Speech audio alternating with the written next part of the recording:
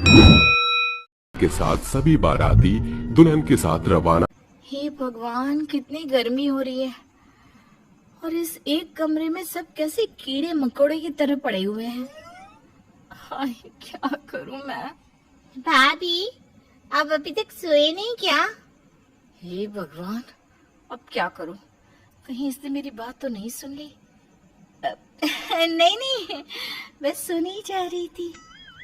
देवरानी जी, अगर आप सोई नहीं हो तो क्या आज मैं आपके पास सो जाऊं? प्लीज मना मत करना, मेरा बहुत मन है आपके साथ सोने का।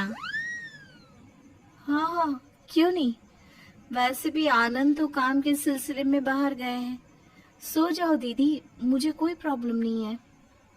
अब दामिनी की जेठानी अपनी देवरानी के बगल में जाकर सो जाती है और तेज तेज खर्राटे मारने लगती है।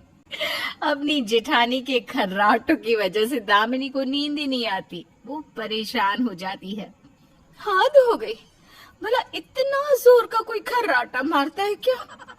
पता नहीं जेठ जी इसके साथ कैसे सोते होंगे। और पापा, आपको तो मैं छोड़ूंगी नहीं, कभी बात भी नहीं करूंगी आपसे।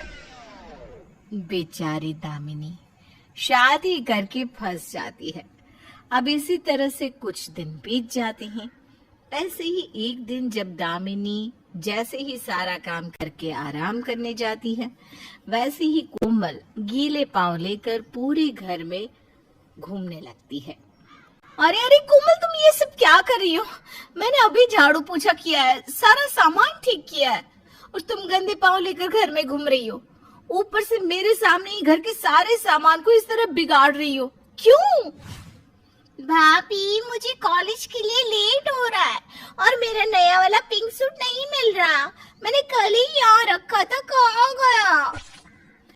कोमल अपना एक सूट ढूंढने के लिए पूरे घर को बिखेर देती है और वो तो आराम से अपने कॉलेज भी चली जाती है।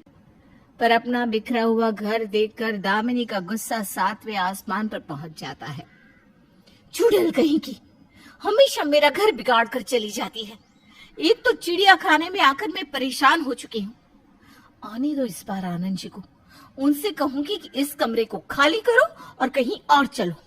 अब मैं और एक कमरे में अपने ससुराल वालों के साथ नहीं रह सकती।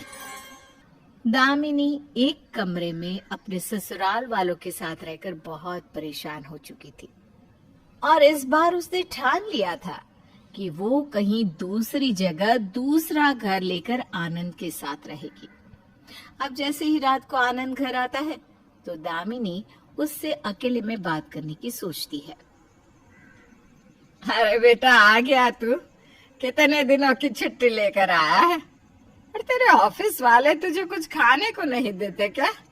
देखो तो कितना पतला हो गया है मेरा बेटा। माँ, मैं बिल्कुल ठीक हूँ। देखो, आप सभी के लिए मैं गिफ्ट लेकर आया हूँ। इन सब की क्या जरूरत थी? वैसे आनंद जी, मुझे आपसे कुछ बात करनी थी। हाँ तो कहो ना, मैं यहीं पर तो बैठा हूँ। अभी नहीं, थोड़ी देर बाद। वैसे इतनी भी जरूरी बात नहीं है। इतने दिनों बाद आए हो आप, माँ जी और अपनी बहन से अच्छे से मिल तो लो। अरे बहू, हम तो मिल चुके हैं, अब तू नहीं मिलेगी क्या अपने पति से? मैं यहीं बैठी हूँ, जाकर तू थोड़ा आनंद से बात कर ले, तुझे जो भी बात करनी है। कोई बात नहीं माँ जी, इतने दिनों बाद आनंद जी आए हैं, आप बात कर लीजिए, मैं तब तक चाय बनाकर लाती हूँ। खुसर बुरी, हम दोनों को 5 मिनट अकेला छोड़ेगी तब तो मैं कुछ बात करूंगी ना। गूंद की तरह चिपक गई है अपने बेटे से, ये नहीं कि बेटे को बहू के साथ 5 मिनट के लिए अकेला छोड़ दो। दामिनी आनंद से बात करने की काफी कोशिश करती है, पर एक ही कमरा होने की वजह से उसे समय ही नहीं मिल पाता कि वो आनंद से बात कर सके और देखते ही देखते आनंद के जाने का समय भी आ जाता है। देखते ही देखते कैसे 10 दिन निकल गए पता भी नहीं चला और मुझे जिस बारे में आनंद जी से बात करनी थी वो बात तो हो भी नहीं पाई। ये सोच सोच कर दामिनी परेशान हो जाती है और चाह कर भी कुछ नहीं कर पाती। समय के साथ एक कमरे में वो ससुराल में रहने की आदत डाल लेती है। ऐसे ही कुछ महीने बीत जाते हैं और एक दिन मेरे बेटे के बाद में जिनकी शादियां हुई थी उनके भी पोता पोती हो गए। पता नहीं मैं कब अपने पोता पोती का मुंह देखूंगी। बहू आप जल्दी से खुशखबरी भी सुना दे। माँ जी, जब आप मुझे मेरे पति के साथ अकेला छोड़ेंगी तभी तो मैं आपको कोई खुशखबरी सुना पाऊंगी ना। पर आप लोग तो इस घर से कहीं जाना ही नहीं चाहते। भला एक कमरे में ससुराल कैसे बच सकता है?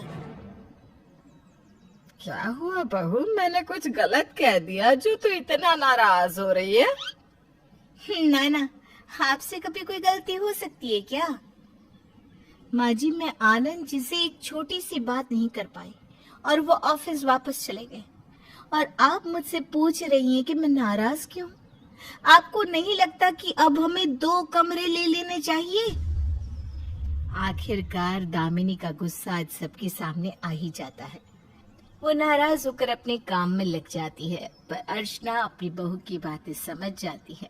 अब इस बार जब आनंद आता है तो आने के साथ वो कमरे को छोड़ने की बात करता है।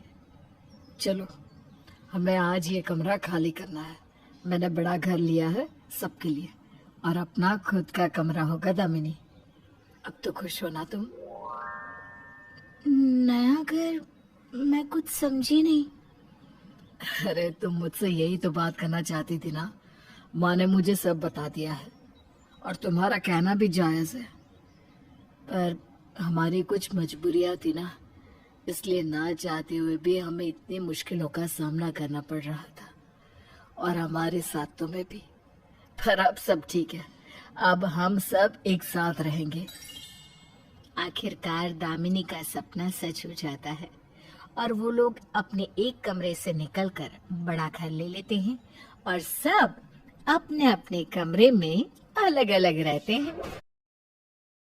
राज भैया, आप इस दुल्हे के जोड़े और सेहरे में बहुत जच रहे हैं। ईश्वर आपको हर बुरी बला से बचाए।